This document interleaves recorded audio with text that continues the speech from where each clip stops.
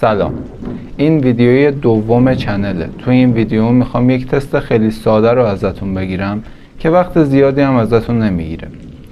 لطفاً هر چیزی که در مورد MBTI میدونید یا هر تایپی برای خودتون در نظر گرفتید رو یه چند دقیقه کنار بذارید و صرفاً به این سوالات توی ذهن خودتون جواب بدید. تلاش کنید تا حد ممکن صادق باشید و چیزی رو انتخاب کنید که به طور معمول ترجیح میدید باشید. ممکنه جفتشون رو، یعنی با جفت گزینه ها احساس نزدیکی کنید، ولی یکی رو به صورت روزمره بیشتر ترجیح میدید و بیشتر ازش استفاده میکنید. همونطور که میدونیم این تست MBTI نیست. ما 16 تا آرکیتایپ رو داریم و با هر سوالی که پیش میریم اون 16 تا به 8 تا، 8 تا به 4 تا و 4 تا به 2 تا و در نهایت به تایپ احتمالی شما محدود میشه. در سیر این سوالاتی که میپرسم ممکنه در مورد بعضی از گزینه ها شک داشته باشید. گزینه هایی رو از سوالاتی بردارید که یقین بیشتری در موردشون دارید. ما 6 تا سوال داریم و هر کدوم از اون سوالات 2 تا گزینه دارن و قطعا با سوالات کمتری تایپ واقعی شما در میاد. بنابراین تلاش کنید که اون چیزی که واقعا هستید و واقعا باش ارتباط میگیرید رو انتخاب کنید. دیگه بدون مقدمه چینی بیشتر میریم سراغ تست. اگر زندگی رو یک مسیر و یک جریان میبینید که همیشه درش نتیجه آنچنان اهمیتی نداره، اگر اول وارد کارها میشید و بعد قدم بعدی رو برای خودتون مشخص میکنید و در لحظه از انفعال بدتون میاد و میخواید یک کاری رو انجام بدید و در مسیر قرار بگیرید، رنگتون سبزه.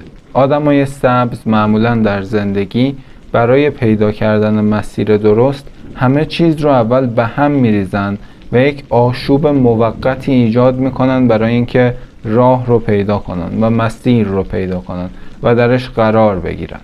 ولی اگر آدم برنامه ریزی هستید و همیشه به آخر کارها توجه میکنید و الکی قدر مر نمیدارید وقتی که میدونید نتیجه قرار نیست آنچنان رضایت بخش باشه، اگر بیشتر به نتیجه اهمیت میدید و محصول نهایی رو در نظر میگیرید و بعد تمام قدم هایی که باید طی بشه برای رسیدن به اون نتیجه رو برای خودتون در نهایت برنامه ریزی میکنید و مشخص میکنید دقیقاً، رنگتون سرمه‌ایه. آدمای سرمه‌ای انفعال رو ترجیح میدن به قدم‌های اضافه و بیهوده. جریان داشتن و در مسیر قرار گرفتن آنچنان براشون اهمیتی نداره و صرفاً میخوان نتیجه‌ای بگیرن و اگر نتیجه‌ای نداشته باشن یا مقصودی نداشته باشن، راه رفتن براشون بی‌معناست. خب تا اینجا تایپ شما به 8 تا گزینه محدود شد. از اینجا به بعد از بین اون 8 تا گزینه سوال بعدی رو جواب بدید و تعیین کنید که اون 4 تای بعدی قراره چی باشه. در تصمیم گیری ها به شرایط و موقعیت به خصوصی که درش قرار دارید توجه میکنید. هر اتفاقی که میفته بنا به جزئیات و موقعیت ویژه‌ای که درش قرار گرفتید تصمیم میگیرید. مثل منفعت افراد درگیر در اون موقعیت یا تصمیم گیری از جمله خودتون. همیشه آگاهید از اینکه از یک اتفاق چه کسی چی عایدش میشه. بیشتر به این فکر میکنید که چرا اون فرد داره اون کار رو انجام میده یا اون حرف رو میزنه یا اون تصمیم رو گرفته و حتی چرا من باید فلان تصمیم رو بگیرم. اگر اینطورید رنگتون بنفشه. یا زندگی رو یک سیستم بزرگ تصور میکنید که فرمولای خاص خودش رو داره و تلاش میکنید بهترین دستورالعمل و بهترین روش و راه رو برای انجام تمام کارهای مشابه پیدا کنید.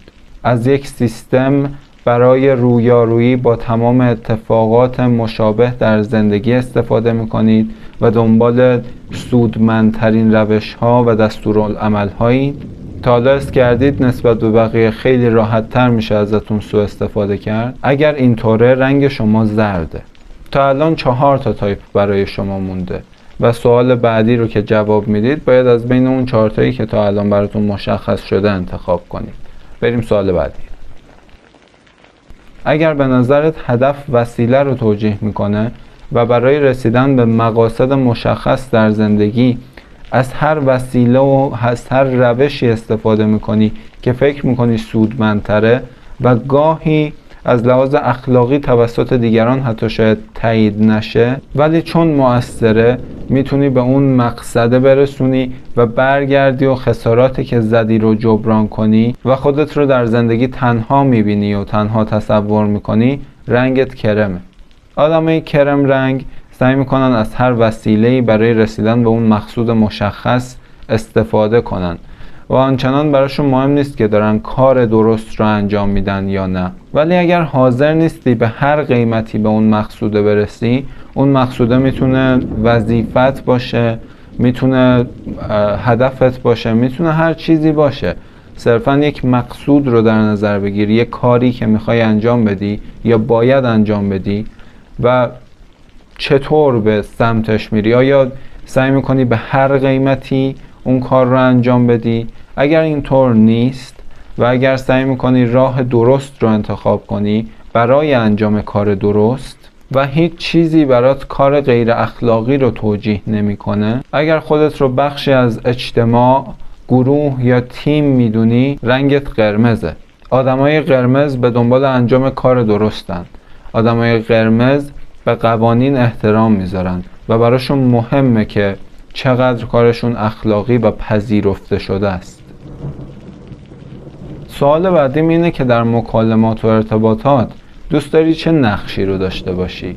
ترجیح میدی خودت پیشروی کنی و با آدم آشنا بشی، با آدمای جدید و معمولا توی جمعی 3 نفره و بیشتر انرژی داری و انرژی کسب میکنی؟ در مکالمات معمولا تو بحث رو عوض میکنی، مکالمه رو مدیریت میکنی و هدایت میکنی و تمایل داری همیشه دورت پر باشه که با هر کسی خواستی بتونی ارتباط بگیری و باشون حرف بزنی. اگر اینطور رنگت نارنجیه. یا ترجیح میدی منفعلتر عمل کنی؟ ترجیح میدی تنها باشی یا حد اکثر با 1 نفر دیگه مکالمه داشته باشی و در این مکالمه هم دوست داری طرف مقابل هدایت کنه، بحث رو عوض کنه و تا وقتی که بحث رو عوض نکرده یا سوال دیگری نپرسیده تمایل داری روی همون بحثی که مطرح شده بمونی و در موردش صحبت کنی. تمایل داری در ارتباطات و آشناییات با آدمای مختلف منفعل باشی و اجازه بدی آدمای مختلف بیان سمتت و بعدش تو انتخاب کنی که بهت نزدیک بشه یا ارتباط بیشتری باش بگیری. اگر اینطوره رنگت صورتیه. تصمیمات زندگیت رو بر چه اساس میگیری؟ توجه و تمرکز اصلیت بر چیه؟ آیا بر هست‌ها، واقعیات و تجربیات اتکا داری و احتمالات و مفاهیم رو اونقدر قابل اتکا و قابل تکیه نمیبینی؟ به نظرت عاقلانه نیست که روی هوا و بر اساس چیزای ناملموس و نامشخص تصمیم گرفت؟ به نظرت باید بر اساس چیزهایی که مشخصه و بر اساس چیزهایی که ملموسه خودت تجربه کردی یا دیگران رو دیدی که دارن تجربه میکنن و انجامش میدن و ازشون مطمئنی تصمیم بگیری؟ اگر اینطوره رنگ توسیه. آدمای توسی معمولا تمایل دارن که بر اساس واقعیات و هستها تصمیم بگیرن، فکر کنن، عمل کنن و تمام اساس زندگیشون رو بذارن.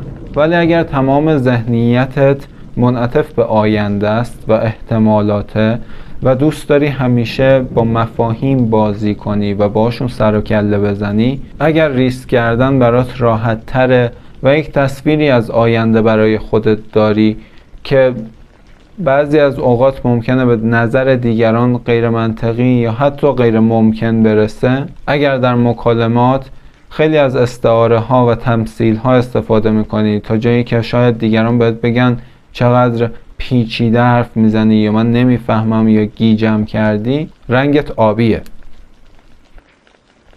تا حالا کسی بهت گفته چقدر زیاد در مورد این موضوعی توضیح میدی و چقدر اضافه میکنی به اون مطلب؟ ممکنه یه نفر ازت یک سوالی بکنه و تمام قضیه رو براش توضیح بدی که بتونه جوابش رو به بهترین شکل ممکن از داخل اون بستر اطلاعاتی که براش فراهم کردی برداره. جواب سوال رو مستقیم نمیدی و تلاش میکنی تا حد ممکن اطلاعات اضافه و بستر براش فراهم کنی که راحت تر بفهمه منظورت چیه. اجازه میدی برداشت به عهده مخاطب باشه، کانتکست خیلی برات مهمه.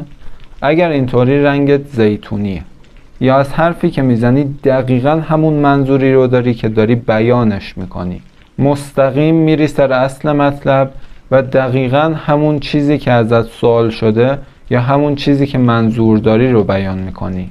تو انتخاب میکنی طرف مقابل چه چیزی برداشت کنه، توضیح اضافه بهش نمیدی، بر اساس بستر اطلاعاتی حاضر حرفت رو مستقیم به طرف مقابل میزنی جوری که هیچ گونه برداشت اضافه‌ای نتونه بکنه. اگر اینطوره رنگت سبزه. خب سوالا تموم شد. اینجا باید بررسی کنید که از بین این 6 سوالی که ازتون پرسیدم کدوم جوابها رو ازشون بیشتر مطمئنید و بیشتر یقین دارید و همونطور که بهتون توضیح دادم کم کم از 16 به 8، از 8 به 4 و از 4 به 2 و در نهایت 1 برید و امیدوارم تایپتون رو پیدا کنید. اگر دردسری داشتید یا همچنان نتونستید تایپتون رو پیدا کنید، من همیشه در خدمتم. میتونید در تلگرام یا اینستاگرام بهم پیام بدید، با هم دیگه یک جلسه بذاریم و تایپ واقعیتون رو پیدا کنیم. امیدوارم از این ویدیو لذت برده باشید و براتون آموزنده بوده باشه. تا یک ویدیوی دیگه، بله.